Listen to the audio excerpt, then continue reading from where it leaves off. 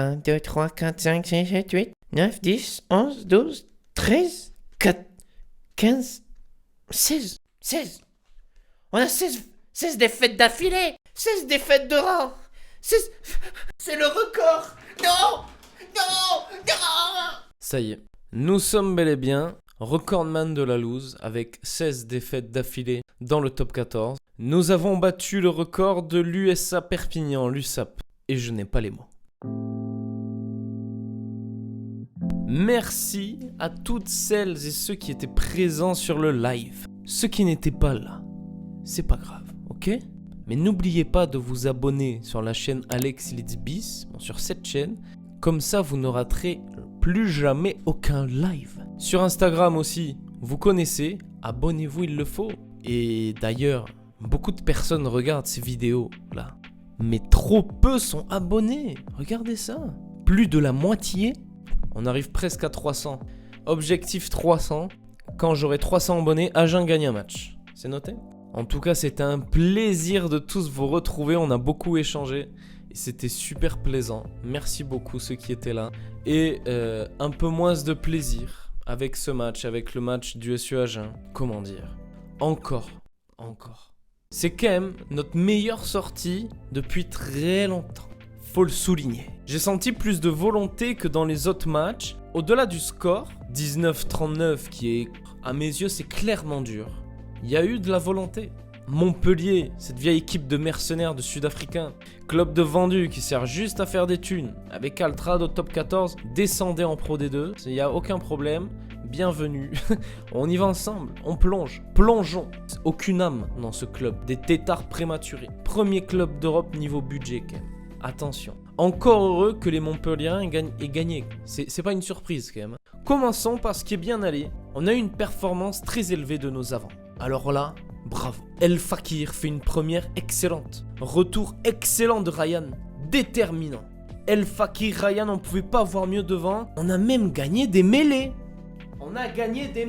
Et depuis 2002, avec Cousinet, Porcu, on gagnait pas de mêlée. Avec Cruet, tout ça. Martinez, très bon aussi.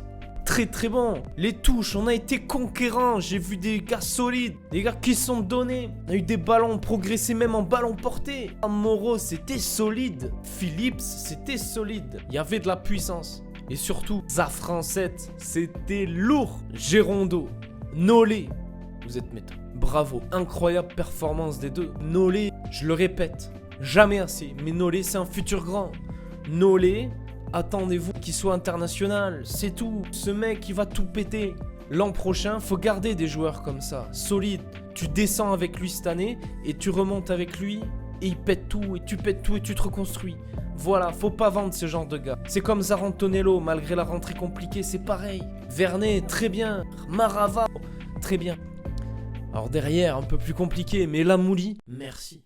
L'enfant d'Agen, tu m'as fait plaisir. Pour un retour titulaire comme ça en arrière, bravo Lamouli. Bravo Mathieu. Sans doute une des performances pour moi de 15 cette année. Très complet, très polyvalent.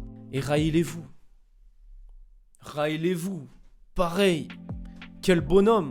Bravo mec. Bravo, raillez-vous. L'impact, la détermination. T'as sorti les cannes, les plaquages, quel plaisir. Vous avez assuré les gars. Faut garder ces gars l'an prochain, c'est pareil. Avec ce genre de joueurs, on se reconstruit. Bravo à nos avants, vous avez mouillé le maillot. Et Lamouli, raillez-vous, pareil. Alors oui, tout ça c'est bien. Mais je ne comprends pas comment ce match nous échappe. On a fait le jeu et ils nous ont ken. Sans sourciller, ils nous ont ken. À la 60e, on était en décembre, c'était Papa Noël. On était le Père Noël. Merde. Bordel. Je sais pas si on n'avait pas le bon capitaine. Car Lagarde en capitaine, j'ai pas été trop convaincu. Comme sa performance un peu en dents de scie. On a joué 60 minutes et c'était fini. Verdu est rentré, on a commencé à faire des changements. C'était la désorganisation la plus totale. Patatras. Catastrophe. Moi je me demande si avec Kabaddi, on n'aurait pas gagné le match. Pourquoi il n'était pas dans la compo mais dans le groupe? Pourquoi? Parce qu'on prépare la Pro D2, certes, qui sera pas là, certes. Mais tu la prépares à l'entraînement, la Pro D2. Enfin, tu joues avec les joueurs que t'as là. cette saison, on a Abadi, pourquoi il joue pas? J'espère qu'il y a une autre explication que juste parce que comme il part, on l'a pas fait jouer. Parce que s'il y en a un qui avait sa place aujourd'hui, qui aurait pu être déterminant, c'était lui. Abadi, Cotin, en 9, c'est tout. Car là, désolé, Hugo Verdu, mais ta rentrée, là, non. Je suis désolé, mais il manquait quelque chose. C'était désorganisé. C'était pas bon. D'ailleurs, Verdu joue bien à Agen, que je sache. Verdu. Verdu, Agen, Hugo Verdu, Agen. C'est pas Montpellier. C'est pareil, même ton pour Vaca. Vaca, non, Vaca, Agen. Non, il est Agen. Ça, Agen. Non, ils sont pas... C'est pas en faisant des passes cadeaux aux autres clubs qu'ils vont vouloir vous recruter. Hein. Sam Vaca sur les pas de Jordan Pouletois, le maître moufle. Apprenti maître moufle. Il fait des beaux en avant. Ah.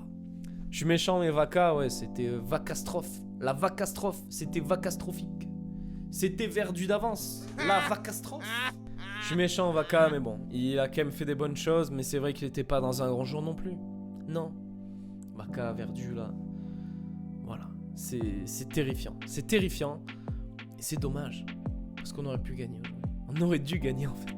C'est très curieux. Je voulais saluer Cotin, qui, outre le fait de se faire appeler Crotin en permanence par le commentateur, et ça depuis plusieurs matchs, a fait une erreur décisive selon lui, et le reconnaît après le match dans l'interview. Mais tu peux être fier de toi, car t'as assuré à ton poste, mec. Et quand t'étais sur le terrain, ça se passait pas trop mal, tu vois. Et dans les mots qu'il a eu après, j'ai été vraiment touché et j'étais vraiment triste en fait. Parce que ça m'a fait mal au cœur de voir qu'un mec comme ça, oui, tu peux faire des erreurs décisives, tout ça, mais tu t'es donné et avant que tu sortes, on était quand même bon. On a fait quand même des belles choses, on a fait du jeu.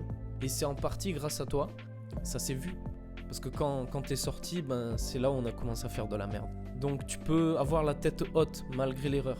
Malheureusement, le rugby, c'est un sport collectif. Et la performance individuelle, elle peut vite être tachée par des erreurs individuelles d'autres personnes qui en sont plus récurrentes, qui sont plus graves et plus répercutantes.